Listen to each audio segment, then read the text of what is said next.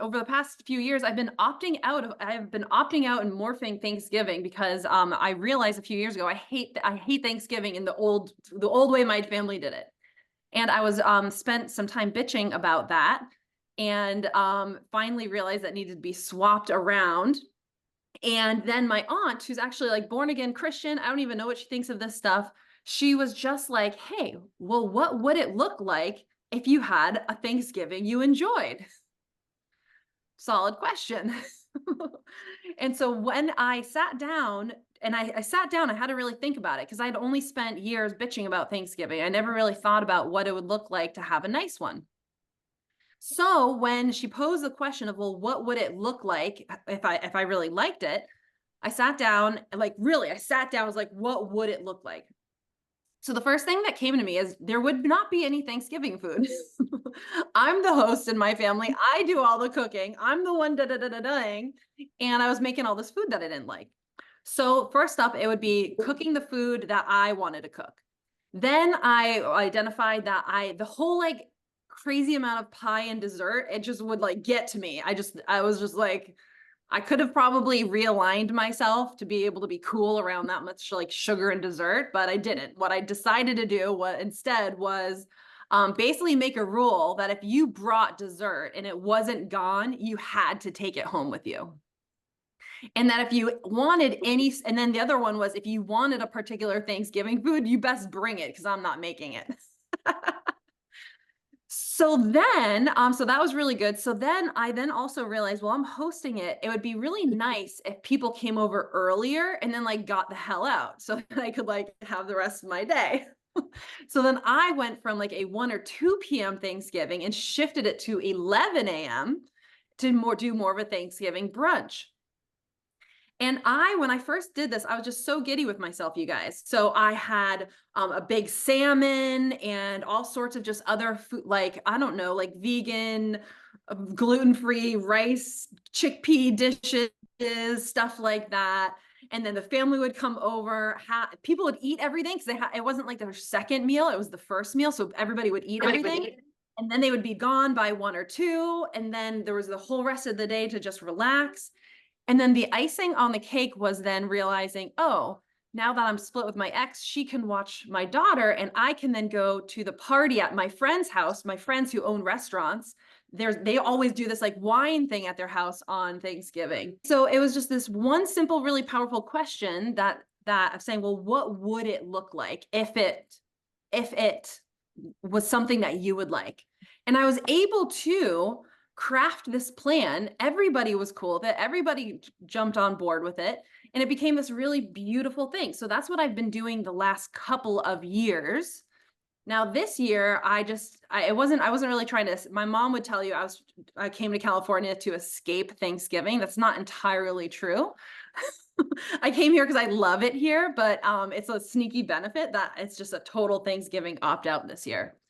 So most of us are going into the holiday. This is also kicking off a holiday month, and it's always a good excuse to start preparing. You guys ready? You're about to go to war. You're about to venture in to hanging out with family who has momentums of energy, not yours, that have been building for 20 years. You're about to go into the war zone of patterns, the worst energetic patterns anybody could ever imagine. I'm laughing because my family is like totally fine. It's not even bad. Like it's quite funny and everything's usually very chill. And so I'm sounding like that is what I do. But I've just been a coach for enough years to see what people go through every year before the holidays. Here's the deal. There's only one way to have a successful holiday. It's to decide that that's what's motherfucking going to happen. That's what's going to happen. And so we have to prep the energy in advance, right? So you know what you're walking into. You know what Aunt Sally's doing. You know what your brother's doing. You know what your mom's doing. You know exactly what's about to roll out in front of you.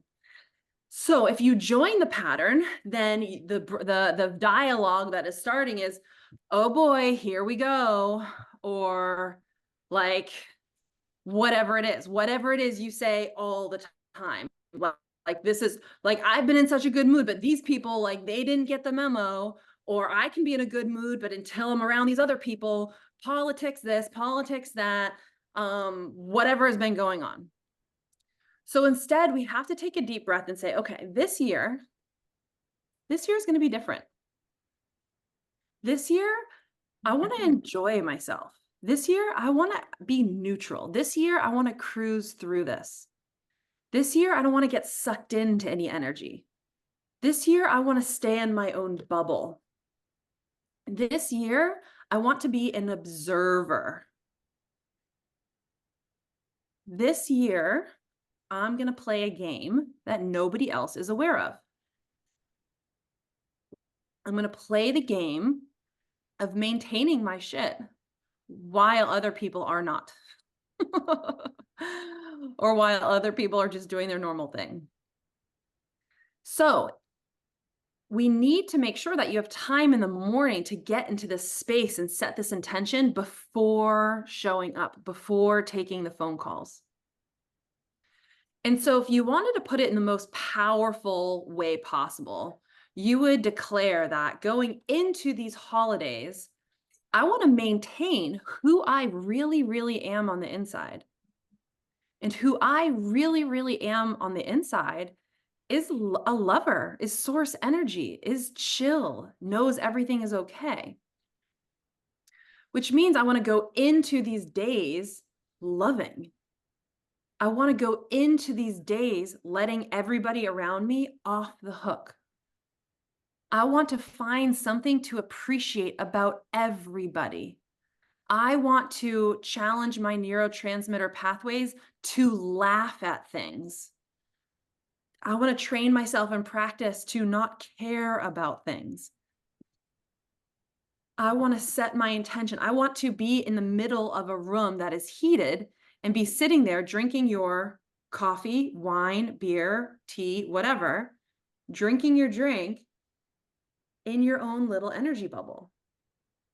Breathing deep, letting people off the hook, and continually sending this message to everybody. Write this down. You are on your path and I love you. Because here's what's going to happen, right? You guys have been doing really good. So now you see somebody who's like super out of alignment. You'd be like, fuck, did you not get any memo? Do you not see any inspirational content on YouTube?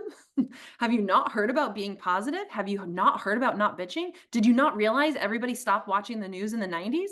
Right? That's what you're going to want to say. That's going to be the default. And although you might be correct, you're not being energetically helpful. So in line with being a lover is to then also say, I also want to be energetically helpful to the situation, which means that when I look at somebody who seems off their path, who seems negative, who seems hurt, who seems mean, I just want to acknowledge that I don't know what their path looks like. I don't know what they came here to do. I don't know what they're experiencing on the inside. What I know for sure is that you are on your path and I have love for you. And you are on your path and I have love for you. And you are on your path and I have good expectations for you. And you are on your path and I'm not worried about you. And you are on your path and you got this. And you are on your path and you can navigate this world. It's this overall essence, because you might look at somebody who normally worries you, somebody who you feel offended by, somebody who is mean, somebody who's just like supercharged and negative, somebody who's going to be like super heated about politics, whatever it is. And if we are not proactive with the intention of simmering into what you really, really know, which is you are on your path and I have nothing but love for you. It doesn't mean you have to hang out with them and listen to them bitch for 4 hours. It means you have love for them. It's very different, right? Sitting there, you know, the old you may have sat there for 4 hours. The new you will maybe sit there for 30 minutes. Right? And so you can make all of your decisions over the holidays. You can say yes, you can say no, you can sit in the heated argument, you can leave the heated argument. You can do all of these things in or out of alignment.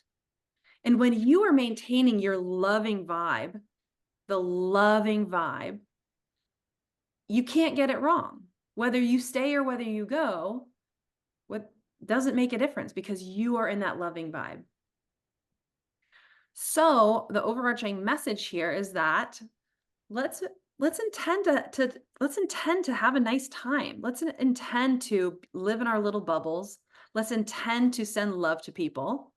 And also not be afraid to ask the question, what would a really good day look like for me? What would a really good day? And maybe the plans are already set, but maybe you realize, oh, well, if it was going to be a really good day, I would have time for a 30-minute run.